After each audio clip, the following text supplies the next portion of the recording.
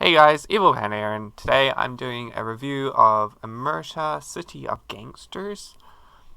So, this game, you're basically like the leader of a gang of gangsters, and you can have like 6 people working for you at one time, but you got heaps of characters to choose from.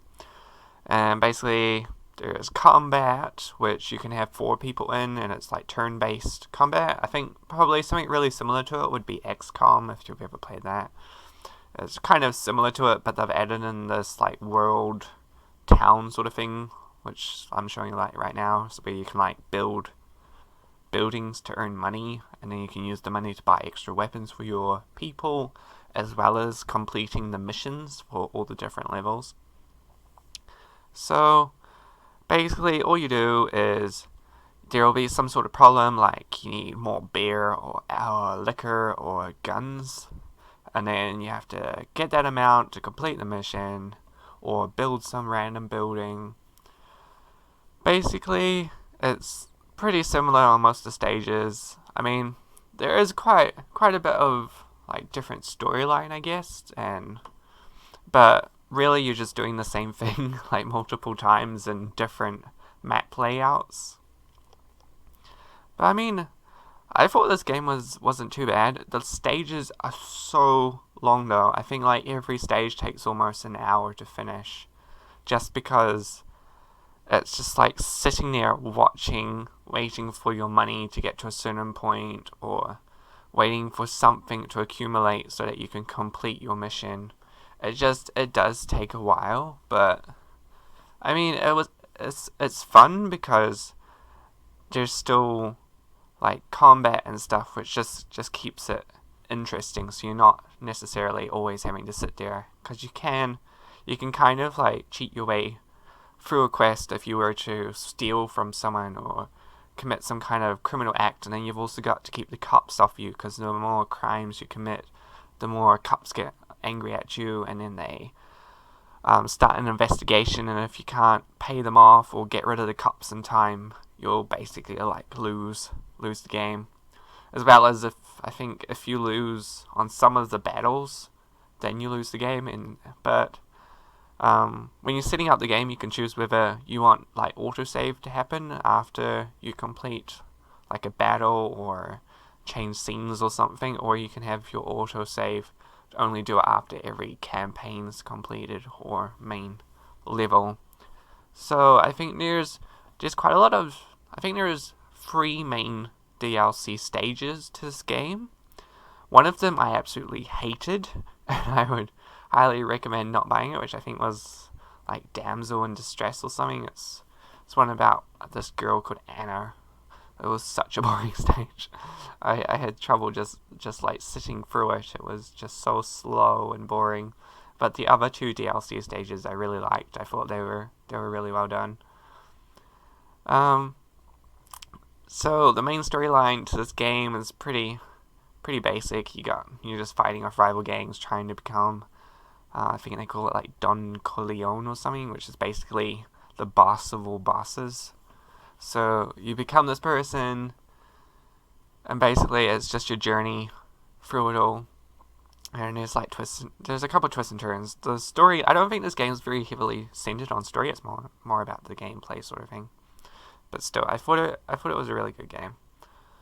And there were a few bugs, like you revive someone, but if you're standing on top of them, they go into like a wall and stuff like that. And sometimes the AI can sort of play up, and then you've got like infinite AI turn, and basically you just have to keep on alt-tabbing back and in for about like 3 minutes until it finally works properly. So as you can see now, if you died in combat, you can just quickly reload before the fight. I mean, they do it so that you can only reload before the critical event, which like changed what really happened.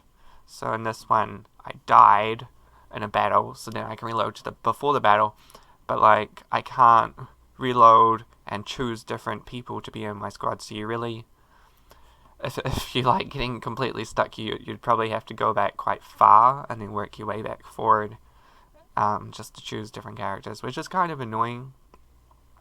But I mean, you gotta have some challenges, and there's always negative parts to a game, but it's what makes it. If it was all good, you'd still find something else that you didn't really like.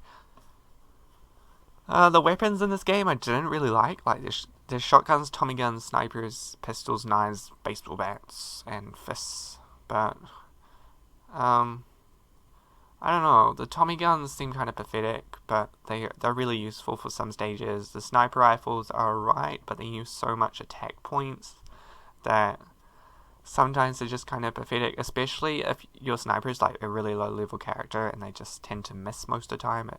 It's like really disappointing. But shotgunners are okay. They can destroy obstacles and stuff. So every like gunning sort of thing has its advantage and also its own disadvantage. You got like range and stuff like that, and all the combat's done by odds. So you got a certain odd that you can shoot someone, a certain odd that someone can shoot you, and you can upgrade your characters. They level up. It's not really like an experience thing like in most games where you get to a certain amount of experience and then you can level up. In this game, it's more like I guess you just have to play a certain level to get a new level up, which is kind of pathetic, but it's just what they do, really. I think it would have been better if they had have done experience, because in quite a lot of the stages, you kind of feel the need to stay on and just try and like finish the stage completely and unlock all the houses and build everything and just do all the little like mini side quests sort of things that you can do in stages. There's not a whole lot of side quests, but there are little mini missions which show up, which you can do for like extra like or fear, because you have like and fear in this game. Like usually helps increase your profits from businesses, and fear helps decrease costs, such as construction lots and stuff. If you get really high fear rating, you can get a construction lot for really cheap, and you can purchase stuff cheaper, and you can also intimidate people into doing stuff for free instead of having to pay money. I mean, this game does offer quite a lot, but on the downside, it's quite slow and tedious. Like the turn-based combat, I thought it was better than XCOM, even though it's kind of exactly the same, but I thought the overall game was still better. But I never quite liked this whole turn-based sort of combat where you have a certain amount of move points, and then you just click something and you click on someone. I reckon if they were to like make another Omerta game, they should definitely consider making this first-person combat and still having the town style. I reckon that would like really improve on this game. I reckon I'd probably definitely love this game a lot more if it was first-person combat. Just the whole level up thing and the different weapons, it would just make it so much better. Whereas when it's odds, you kind of think differently.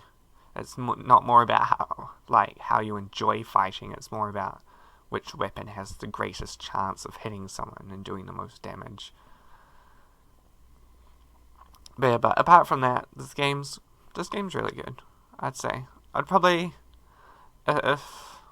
just give it like maybe a 7 out of 10, because I mean it is kind of boring and slow, and there's still bugs in the game which they haven't fixed, and it's quite an old game. I don't think it's that new. It doesn't seem very new. It might be, but who knows. The DLC was kind of, one of the stages was disappointing, but the amount that they charge for the DLC is kind of like, I reckon, too much, especially since most of the DLC is just a single level, which will take you like 30 minutes or so, or an hour if you're really slow. But I mean, it's not like the most amazing stage ever, especially with like they're charging like $8, I think, for a single level. So that's like 1 hour of gameplay for $8. It's not really worth it when you think about it. It's just it's kind of like a raffle. Like you could buy an entire game for that. But I guess the company does have to earn money, really. And you can probably pick it up really cheap. I think I got all the DLC in the game for like $3 somewhere on like a bundle, I think it was. So I mean, if you wait and look around, you might be able to pick it up pretty cheap. But for the cost that they charge as standard, I wouldn't pay that much for the DLC. It's just not worth it, and it wasn't like super exciting DLC. They do have another one, which I think they count it as DLC, but it's actually an expansion pack to the game, which is, I think, Japanese something, which is a lot more fun. I'd definitely just buy that instead of buying the DLC. I think it works out the same. You could buy 3 single levels for City of Gangsters, or you could buy the entire expansion pack. So the expansion pack's definitely worth it more than the DLC if I was on like a budget or something. But still, this game was quite good, so I'm just going to give it a 7 out of 10. If you don't agree with my opinion or anything, it's just my opinion on the game, my review. If you don't agree with it, or you do, just leave what you thought of the game in the comments below this video, and let me know what you thought of the game. Okay guys, so I'm only giving it a 7 out of 10. See ya. So yeah, I'm only giving it a 7 out of 10. Okay guys, see ya.